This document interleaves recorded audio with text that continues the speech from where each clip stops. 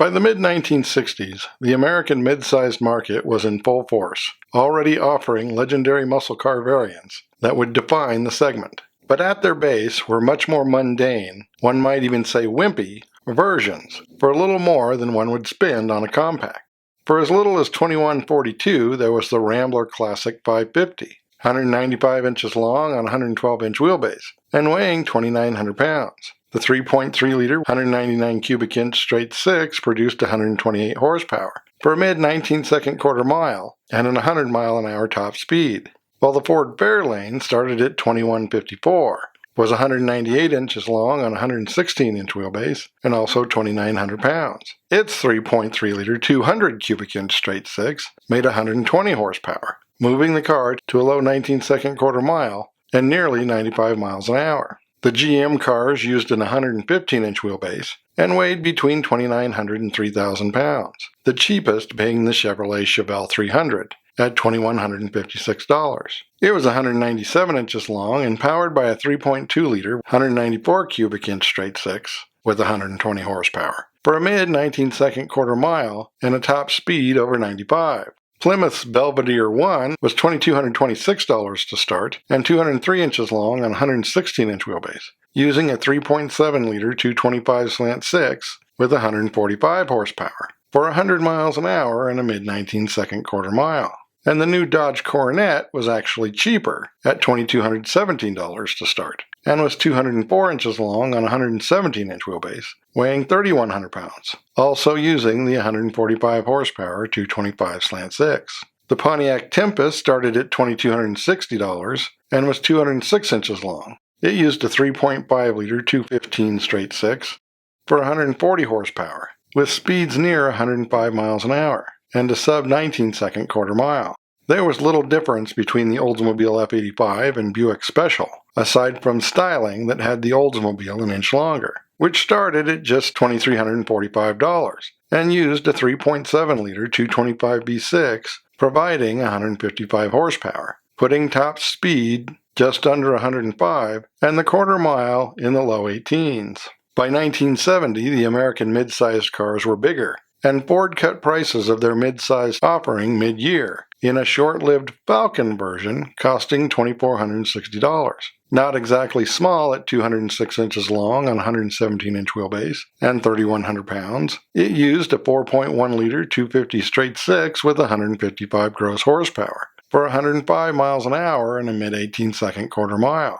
The base Chevrolet Chevelle was $2,585 for a four-door and was 201 inches long on a 116-inch wheelbase, weighing 3,100 pounds. It also used a 250 with 155 horsepower, putting the Chevelle in the high 18s with an 105-mile-an-hour top speed. Your basic Plymouth Belvedere started at $2,603, was 204 inches long on a 116-inch wheelbase, weighing 3,100 pounds. Still using a 225 slant 6 with 145 horsepower, and able to exceed 100 miles an hour, doing the quarter mile in the high 18s. The Pontiac Tempest could be had for as little as $2,623 as a coupe that was 202 inches long on a 112-inch wheelbase, weighing 3,200 pounds. It used a common Chevy 250 with 155 horsepower for a mid-18-second quarter mile and a top speed over 105. Mercury was pretty much mimicking Ford in the mid-size segment by this point, with the Montego, which started at $2,631. It was 210 inches long on a 117-inch wheelbase and 3,400 pounds, powered by the same 155 horsepower, 250 straight six, able to do nearly 105 and the quarter mile in under 19 seconds.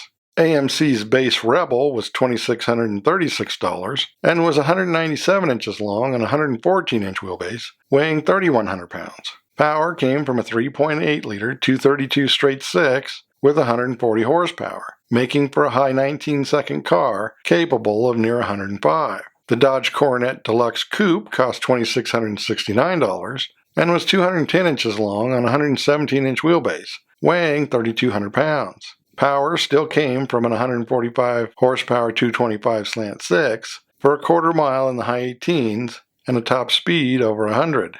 GM's mid-sized Colonnade coupes were all pretty similar by the mid-70s, about 205 inches long on a 112-inch wheelbase, and 3,600 to 3,700 pounds. Although standard features varied. The Chevelle Malibu started at $3,405, the Pontiac Le Mans at $3,520, the Cutlass Colonnade at $3,742, and the Buick Century at $3,815.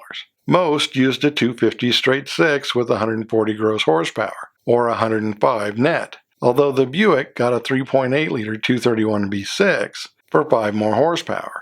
The additional weight of these cars made for quarter-mile times nearing 21 seconds, and a top speed just around 100 miles an hour. At Plymouth, the Fury name had moved to the midsize market, now starting at $3,542, and sharing its overall design with the $3,591 Dodge Coronet. In coupe form, they were 214 inches long on a 115-inch wheelbase, weighing roughly 3,600 pounds. Power still came from the 225 slant 6 down to 130 gross horsepower, or 95 net, meaning it could now do little more than 95 miles an hour, and the quarter mile took over 21 seconds. Ford continued to make a Torino starting at $3,954, while its Mercury Montego counterpart started at $4,092. The entry-level coupes were around 215 inches long on a 114-inch wheelbase, and 4,000 pounds. Their higher starting price was partly due to a base 5.8-liter 351 V8 with 150 net horsepower, or about 230 gross. Automatic only, they did a low 19-second quarter mile and could reach near 110 miles an hour. By 1980, downsizing and inflation meant you were getting less for more. Chevrolet's Malibu was $5,506 for a V6 Sport Coupe, which was 193 inches long on a 108-inch wheelbase, and 3,000 pounds. It used a 3.8-liter 229 V6 with 115 horsepower, had a top speed near 100 miles an hour, and did the quarter mile in the mid-20s. Ford's Granada was $5,541 and 200 inches long on a 110-inch wheelbase, weighing 3,100 pounds, powered by a 250 straight six with 90 horsepower, for a top speed of 95 and a quarter mile just over 20 seconds.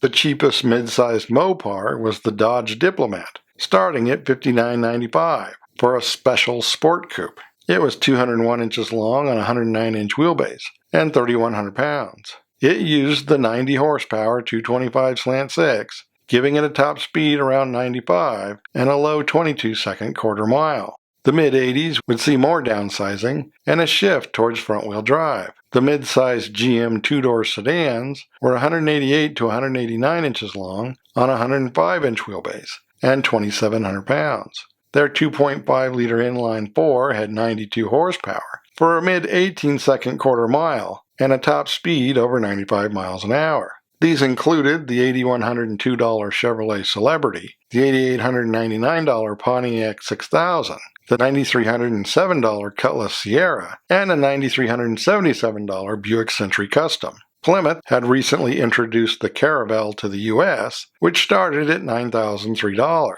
It was 187 inches long on a 103-inch wheelbase and 2,600 pounds, using a 2.2-liter inline 4 with 97 horsepower for a mid-18-second quarter mile and a top speed near 105. Dodge offered the similar 600, but the newer Lancer was actually cheaper at $8,713, only 180 inches long on a 103-inch wheelbase and weighing 2,700 pounds. Its version of the 2.2-liter provided 99 horsepower, but it was slightly quicker and could top 110. Chrysler offered the nearly identical LeBaron GTS for $9,024. The Fox format Ford LTD and Mercury Marquis would soon be coming to an end, starting at $8,874 and $8,996 respectively. They were 197 inches long on a 106-inch wheelbase and 2,800 pounds, powered by a 2.3-liter inline 4, providing 88 horsepower for a 100-mile-an-hour top speed and a quarter mile under 20.5 seconds. AMC still offered the four-wheel drive Eagle, starting at $10,458. It was 181 inches long on a 109-inch wheelbase and 3,400 pounds. Its 4.2-liter 258 straight 6 provided 112 horsepower for a mid-18-second quarter mile and around 100 miles an hour. and one could get a non-designer series Lincoln Continental for $22,573, 200 inches long on a 109-inch wheelbase, and 3,800 pounds. It had a 5-liter 302 V8 with 140 horsepower, putting top speed near 110 and giving it a mid-18-second quarter mile, while the second-generation Seville was in its last year and 205 inches long on a 114-inch wheelbase and 3,800 pounds, priced at $23,259 and powered by a 4.1-liter 249 V8 with 135 horsepower for a 19-second quarter mile and about 110 miles an hour. For a while, it looked like subcompacts might become the most popular segment, but by 1990 it was clear the midsize cars were still in full control. The Plymouth Acclaim only came as a sedan and started at $10,385. It was 181 inches long on a 103-inch wheelbase and weighed 2,900 pounds. It used a Mitsubishi 2.5-liter with 100 horsepower for a mid-18-second quarter mile and a top speed around 110. But the Dodge Daytona Coupe was actually cheaper, starting at $9,795. 179 inches long on a 97-inch wheelbase and 2,800 pounds with the same base engine and slightly better performance. Ford's Taurus L base sedan was $12,640. It was 188 inches long on a 106-inch wheelbase, weighing 3,000 pounds, with a base 90 horsepower 2.5-liter inline-4 for a quarter mile in under 19 seconds, and a top speed of about 105. Ford's Touring Coupe was not cheaper, with the Thunderbird coming in at $14,980, but at this point had a base 140 horsepower 3.8-liter V6, while a 4-cylinder Mustang was only $9,458 for an LX hatchback, for an 88 horsepower 2.3-liter car that took 19 seconds to do the quarter mile and could almost do 105. And the only reason I mention these coupes is because the Lumina, which was now offered as a sedan, that was $600 more than the $14,525 coupe. As the entry point for a mid-sized GM car, it was 198 inches long on a 108-inch wheelbase and 3,100 pounds. Base engine was a 2.5-liter Iron Duke for 110 horsepower, a 19-second quarter mile, and about 115 miles an hour.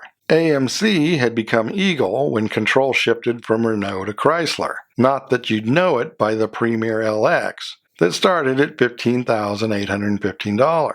It was 193 inches long on a 106-inch wheelbase, weighing 3,000 pounds, and using an 111 horsepower 2.5-liter Renault 4 for a low 18-second quarter mile. It would be gone by 1995 when the point of entry was the new Dodge Stratus, starting at $13,965, 186 inches long on a 108-inch wheelbase and 2,900 pounds, with a base 2-liter 4 with 132 horsepower, moving it to 120 miles an hour and a mid-17-second quarter mile. The Chrysler Cirrus LX was a much better equipped version of the same car, starting at $17,435, heavier at nearly 3,100 pounds, with a torquier standard 140 horsepower 2.4-liter, and automatic, for a high 17-second quarter mile and more than 125 miles an hour. Plymouth was still offering the Acclaim, unchanged other than its $14,323 starting price.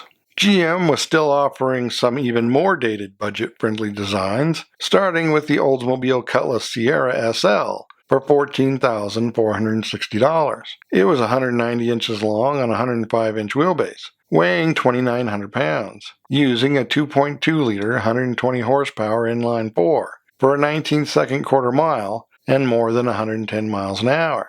And the similar Buick Century Special was more expensive at $16,360, but was still more than $3,000 less than a Regal sedan.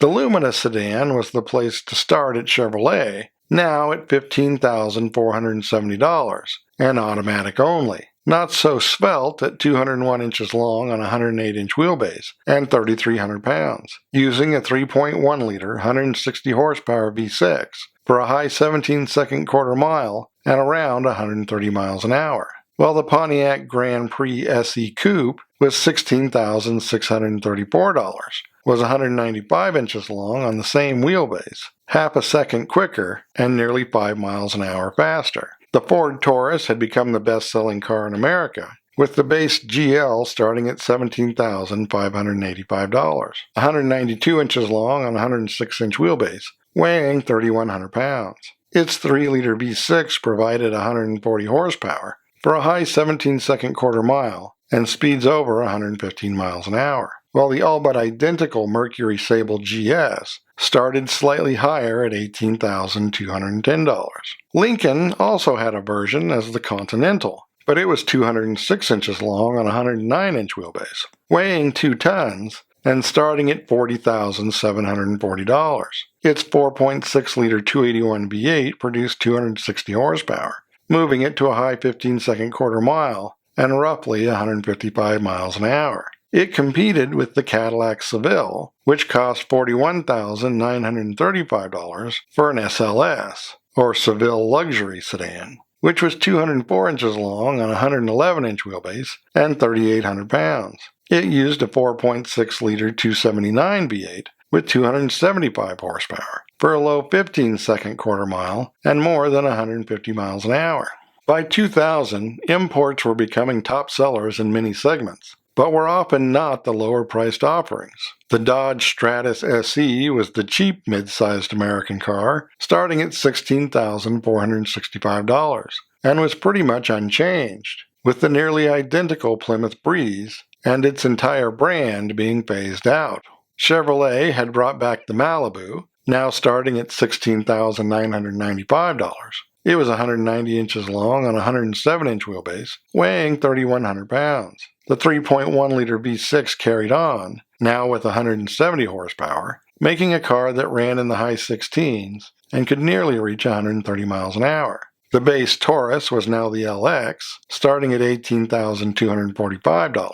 It was 198 inches long on a 109-inch wheelbase, weighing less than 3,400 pounds. The base 3-liter V6 was up to 155 horsepower for a mid-17-second quarter mile and around 130 miles an hour. For 2005, the Dodge Stratus was still the cheap option, with the SXT sedan starting at $19,770.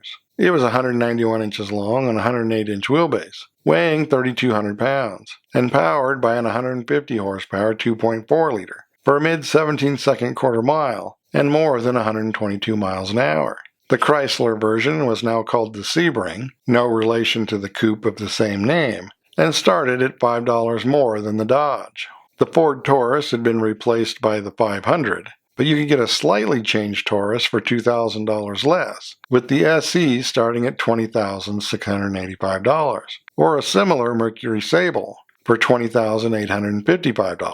Pontiac was offering the G6 sedan for $21,300.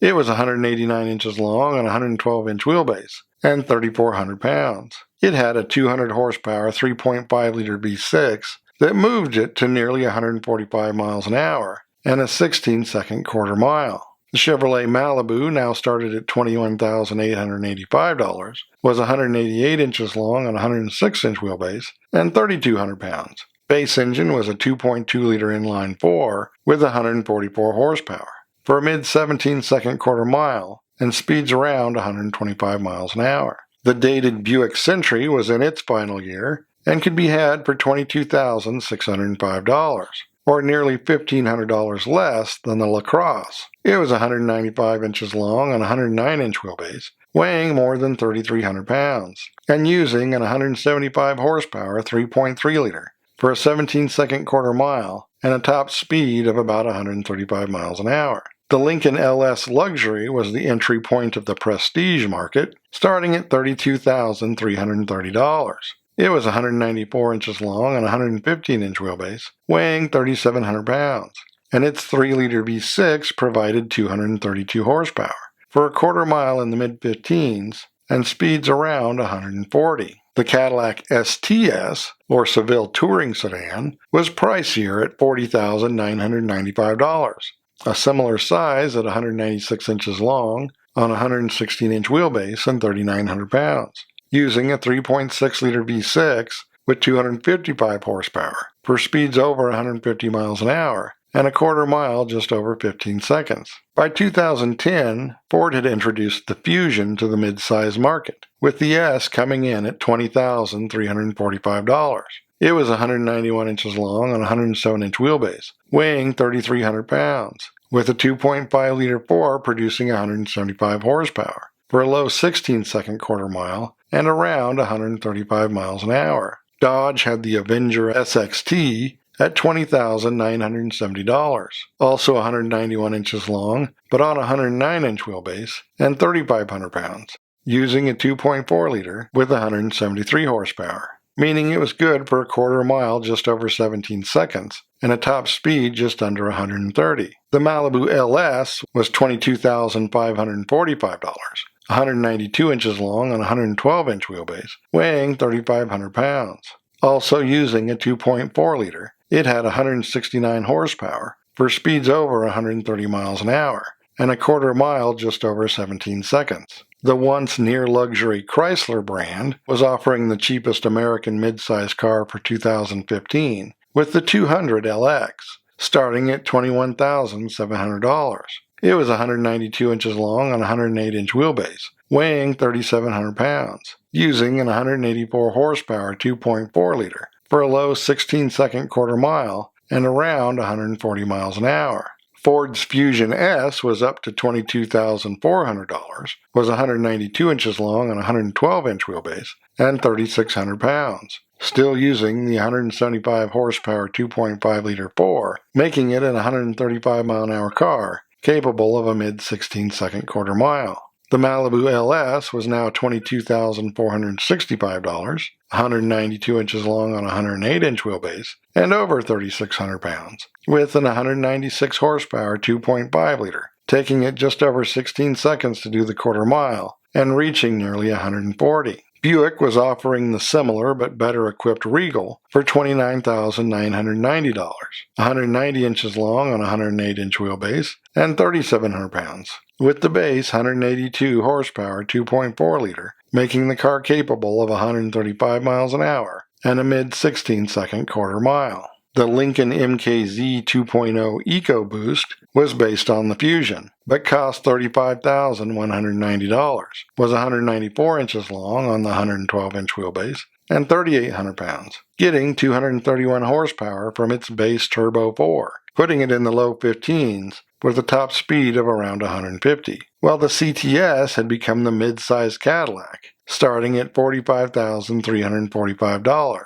It was 196 inches long on a 115-inch wheelbase and 3,900 pounds, also using a 2-liter turbo, but with 272 horsepower. It could exceed 155 miles an hour and do the quarter mile in under 14 seconds. Chrysler was no longer competing in the segment by 2020, making the Malibu L the entry point at $22,095, now 194 inches long on a 112-inch wheelbase, and only 3,100 pounds, with a 1.5-liter turbo producing 160 horsepower, and giving it a mid-16-second quarter mile and a top speed over 130. The Ford Fusion was in its last year, starting at $23,170, and little changed other than the base 1.5-liter EcoBoost turbo with 181 horsepower. It was a low 16-second car with a top speed over 135. 2025 would be the final year of the Malibu, only offered in the unchanged base version, with a price up to $25,800. This would leave the Cadillac CT5 as the last remaining mid-sized American car, with the base premium luxury package starting at $47,595. It's 194 inches long on a 116-inch wheelbase and 3,900 pounds, using a 231 horsepower 2-liter turbo for a high 14-second car able to do 150 miles an hour. That is, unless you count the Lincoln Z, which is only made and sold in China, leaving the U.S. market to import brands. So as always, thanks for watching. Don't forget to comment below and like and subscribe.